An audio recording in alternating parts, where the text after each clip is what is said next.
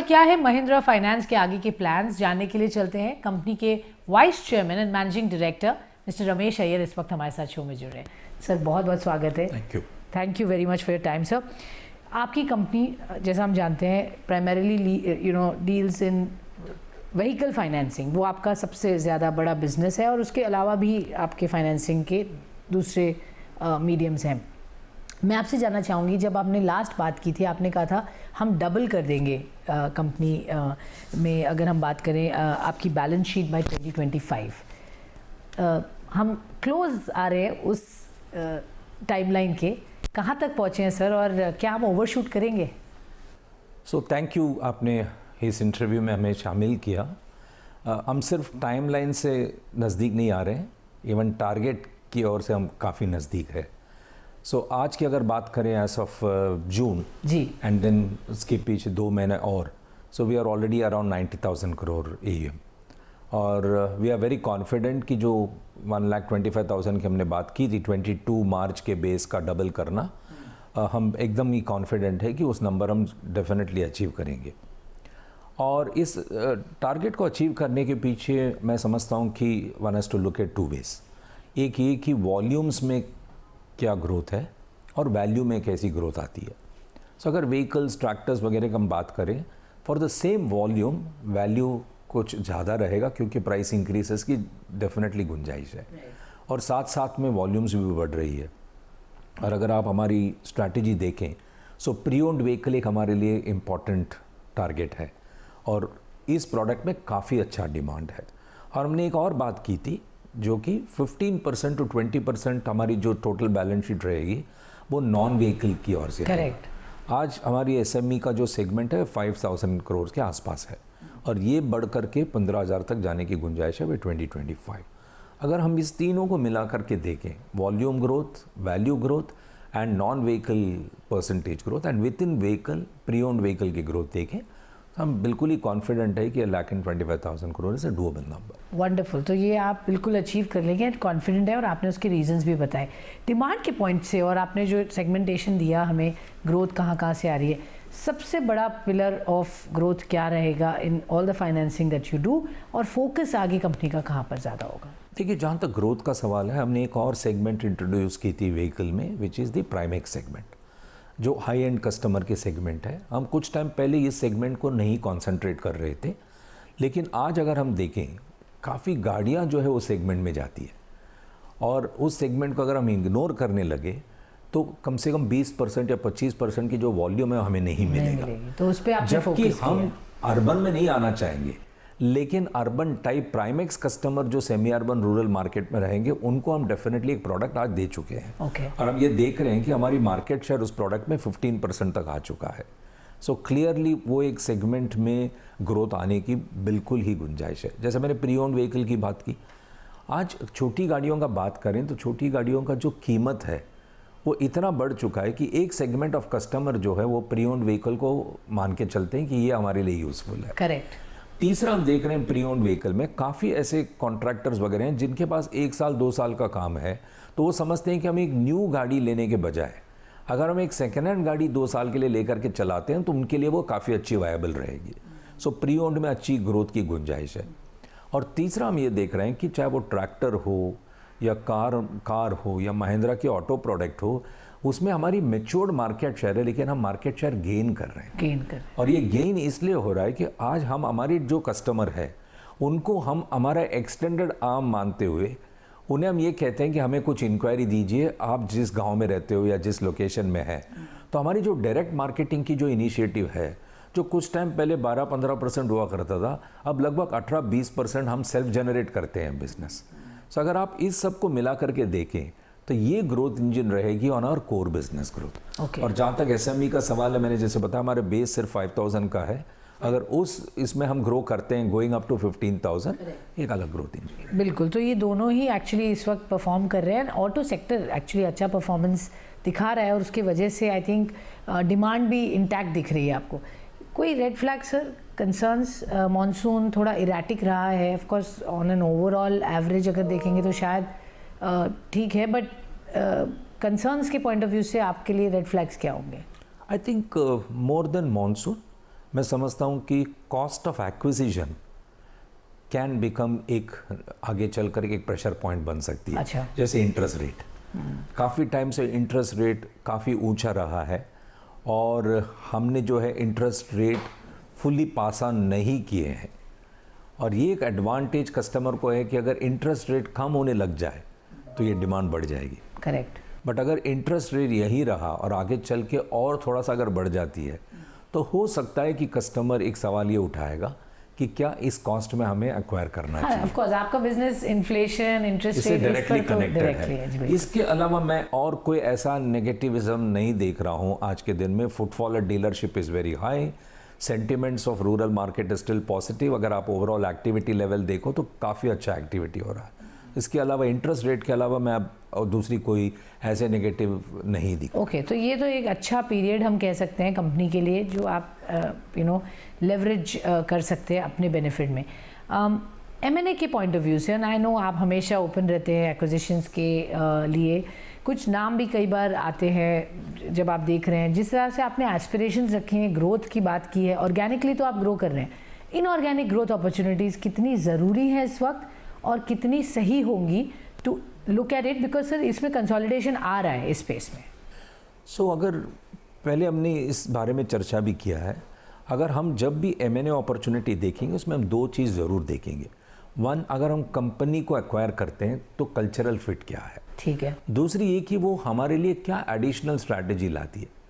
अगर उसी लोकेशन में है, वही सेगमेंट टाइप कस्टमर है, वही प्रोडक्ट लाइन है, तो एक एक्विजिशन अपॉर्चुनिटी बन सकती है फॉर कंसोलिडेशन। लेकिन अगर एक अपॉर्चुनिटी ऐसे प्रोडक्ट में जिसमें हमने स्ट्रैटेजाइज नहीं किया हो और आगे हम नहीं सोच रहे हैं, जैसा फॉर एग्जांपल हमने आज तक माइक्रो फाइनेंस को लेकर के कभी स्ट्रैटेजाइज नहीं किया कि महिंद्रा फाइनेंस माइक्रो फाइनेंस में होना चाहिए। अगर कल हमें एक एक्विजिशन अपॉर्चुनिटी अगर माइक्रो फाइनेंस से आती है, so it will not be a very natural acquisition.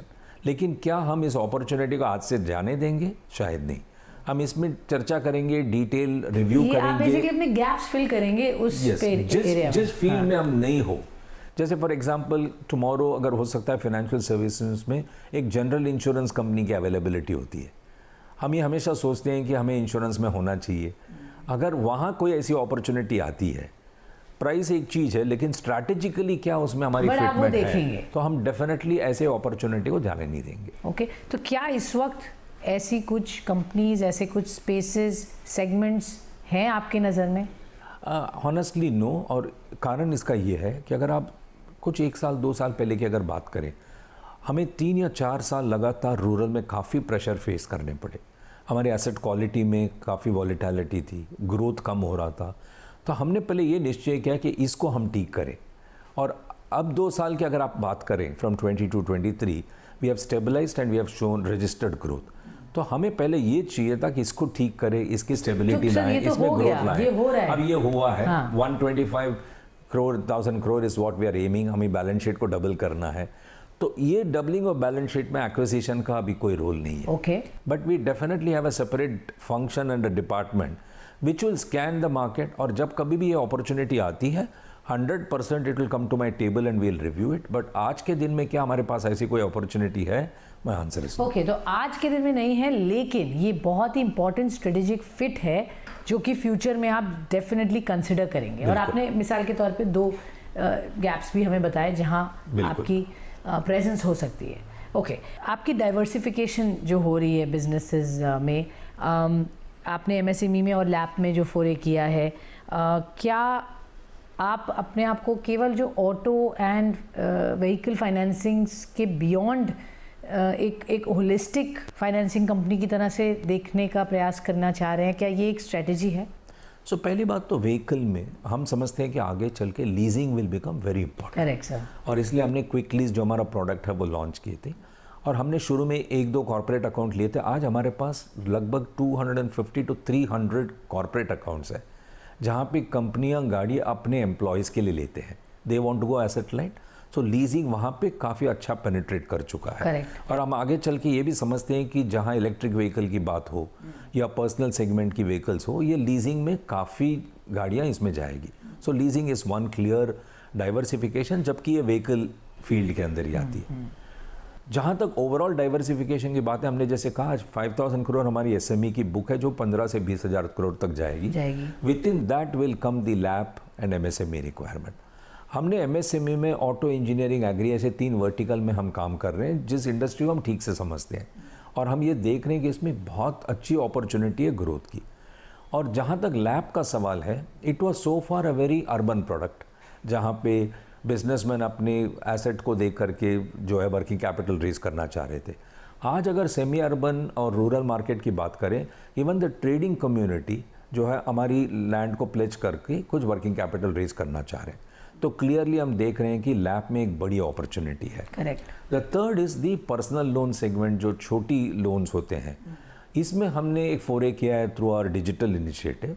और इसका कारण ये है कि हमारी जो कस्टमर है, अगर हम नहीं देते हैं उनको इस तरीके का लोन, वो कहीं ना कहीं से अपने लिए अरेंज करने वाला है। तो हम ये सोच रहे हैं कि आज हमारे पास 9 मिलियन कस्टमर के साथ हम काम कर चुके हैं, अगर इनकी कोई और रिक्वायरमेंट है या तो हम प्रोवाइड करें या इनके लिए अरेंज करें।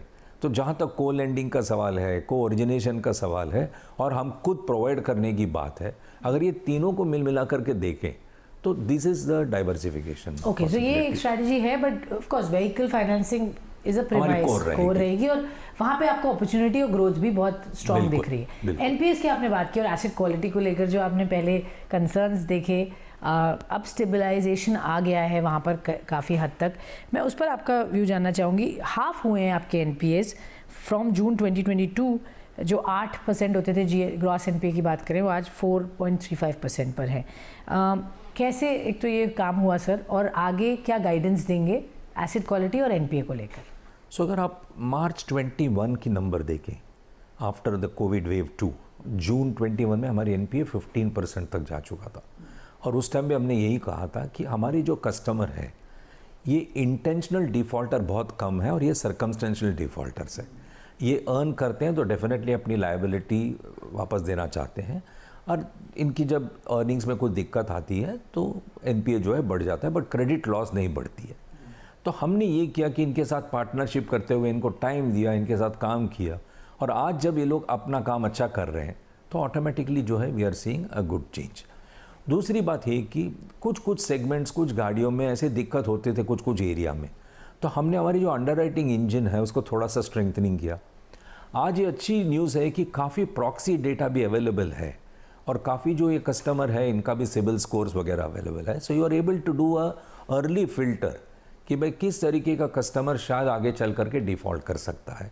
तो आज हमारी जो डेटा एनालिटिक्स की टीम है, हमारे 9 मिलियन कस्टमर के डेटा को लेकर के हमें ये गाइडेंस देते हैं कि कहाँ और किस तरीके के कस्टमर या सेगमेंट में ये डिफ़ॉल्ट्स की गुंजाइश थोड़ा सा बढ़ जाता है, तो उसको कैसे हैंडल करना चाहिए।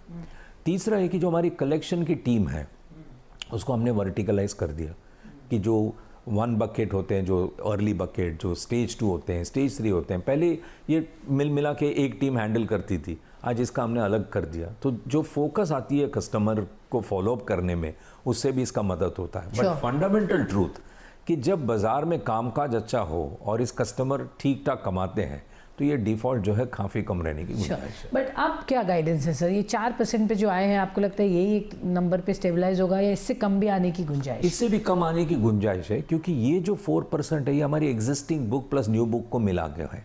अगर एग्जिस्टिंग जो हमारी बुक है, पास्ट बुक, वो जैसे जैसे कम होती जाएगी, और जो न्यू बुक हमने न्यू अंडरराइटिंग किए हैं, न्यू नॉर्म्स है, प्राइमेक्स जो हाई एंड के कस्टमर है, अगर इन सबको मिला करके देखें तो आज हमारी लास्ट 18 मंथ्स के जो बिजनेस है इसके एनपीए नंबर होंगे 1.5% या 2% से कम।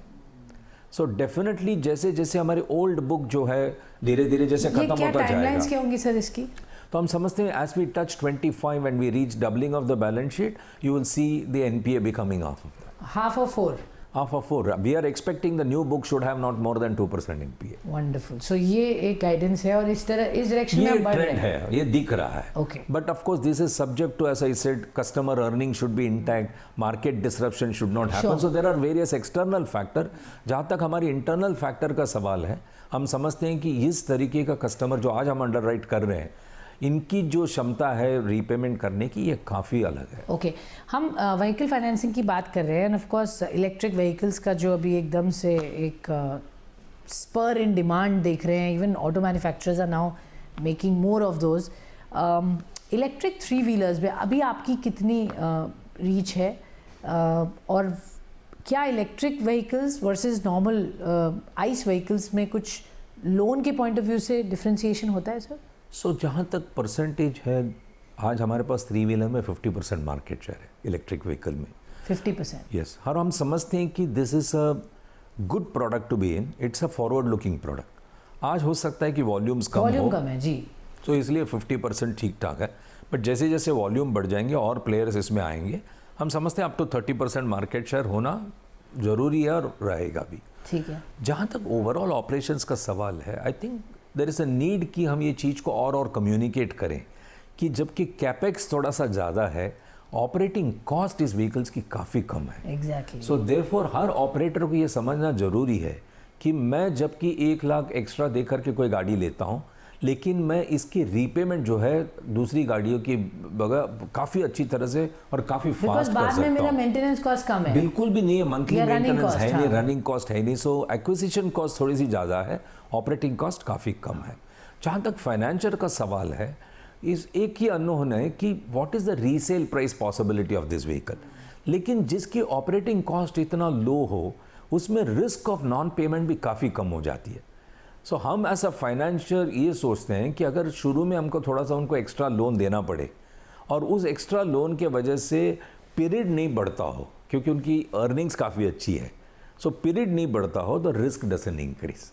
सो आई एम वेरी एक्साइटेड कि अगर कुछ लोन ज़्यादा करते, अगर पीरियड मेंटेन करे और कस्टमर कमा करके अपनी इंस्टॉलमेंट वापस देता है, so we will actually play a very positive role in expanding the market for electric vehicle. Okay, तो यहाँ पर ऑलरेडी आपकी एक लीडरशिप पोजीशन है 3-व्हीलर्स में, और आगे मार्जिन सर यहाँ बेहतर होते हैं? ऐसी कोई देयर इज़ नो डिफरेंस. मतलब जो लेंडिंग रेट है, हम उसी रेट से काम करते हैं जैसे बाकी गाड़ियों में करते हैं. यू नो, बहुत इंटरेस्टिंग वे में हमने फाइनेंशियल सर्विसेज स्पेस बढ़ते हुए देखा है. बहुत सारे प्लेयर्स हैं, हमेशा कंपटीशन की बात होती है, फ्रैगमेंटेड भी है इन मैनी वेज, कंसोलिडेशन होते जा रहा है.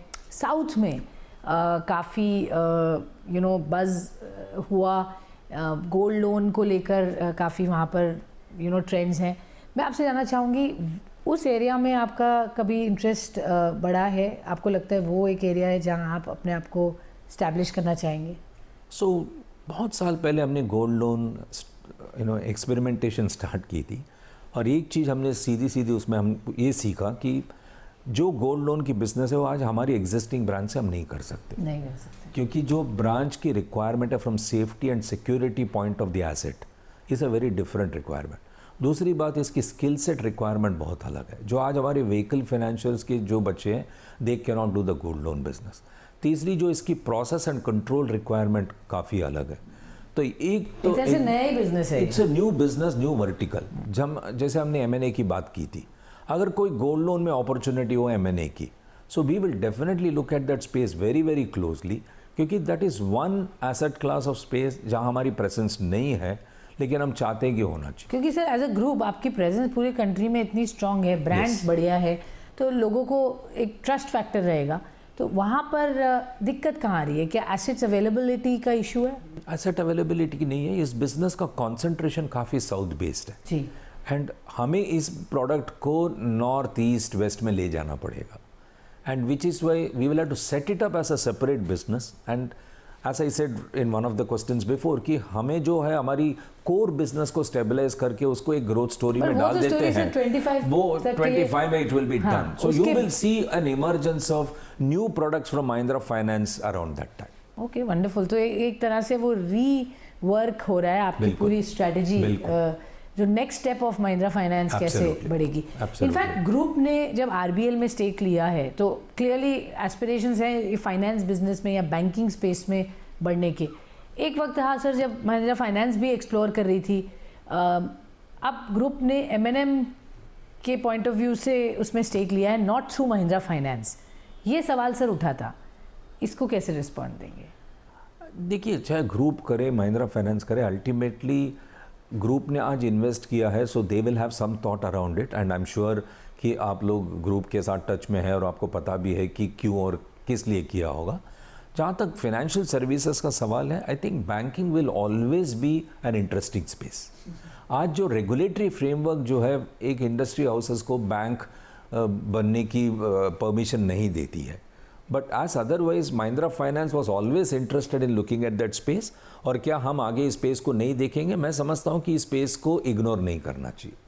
ओके, स्पेस को इग्नोर नहीं करना चाहिए, बट हम महिंद्रा फाइनेंस को फ्यूचर में कैसे देखेंगे? What is your vision overall if I were to ask you next 2-3 साल में? मैं उसके बाद आपसे आपके सक्सेसर की भी बात करूंगी। See I think we will be a responsible solution provider in financial services. Okay, और इस फॉर्मेट को करने के लिए चाहे जिस मॉडल बनाना पड़े डेफिनेटली बनाएंगे। और एक बात बिल्कुल भी सही है कि हम we will remain a dominant vehicle player, but we will provide multiple product and solution to not just our existing customer but similar customers in that geography. So we will be a dominant semi-urban rural player without ignoring the opportunity in urban, and therefore we will be a strong financial services, चाहे वो insurance में हो, चाहे housing में हो, चाहे vehicle financing में हो या SME फाइनेंसिंग में हो, क्योंकि as an upper layer NBFC, I think credit rating is very, very important, which we have a AAA rating. Capital sufficiently honi chahiye. We are adequately capitalized. We should have ability to raise funds at an appropriate time, which we have always done, and it should be done with absolute ethical and governance practices for which we are known. अभी जो growth plans आपने layout किए उसमें fund raising के लिए कुछ है in the pipeline sir? No, if you look at our capital adequacy, we are at about 22 and we are making sufficient profits which get added to net worth. Sure. So 25 तक की जो growth की हमने बात की है उसमें हमें एडिशनल कैपिटल की कोई रिक्वायरमेंट नहीं रहेगी। आपके सक्सेसर अनाउंस हो गए हैं 2024 में, he will take charge now, he has big shoes to fill in. कैसे और क्या आपके उनको इनपुट्स हैं? क्या एडवाइस आप दे रहे हैं? So I think one advice is this is a large business and it's built on people's capability, people's knowledge and deeper penetration being close to customer. So जो strength of the business है उसको retain किया जाए और कुछ कुछ ऐसे pieces add किया जाए जो हमने आगे miss किया हो, जैसे digital investment, appropriate technology investment, इसमें invest किया जाए, data में invest किया जाए. So those are the new investments that we are making. But finally, this businesses will remain relationship based business. चाहे आप डीलर के साथ काम करिए, OEM के साथ काम करिए, कस्टमर के साथ काम करिए, इन्वेस्टर के साथ काम करिए, with every stakeholder. So I think fundamentals of the business is in place. A new thinking, a new leadership style has to come in to take it to the next phase. New opportunities will come. Don't ignore them. चाहे वो M&A opportunity हो, gold loan opportunity हो, not to ignore them. And put the two things together and take it to the next phase. Take it to the next phase. So thank you so much. Thank you. आपने हमसे बात की और समय दिया. Thank you. Enjoy it.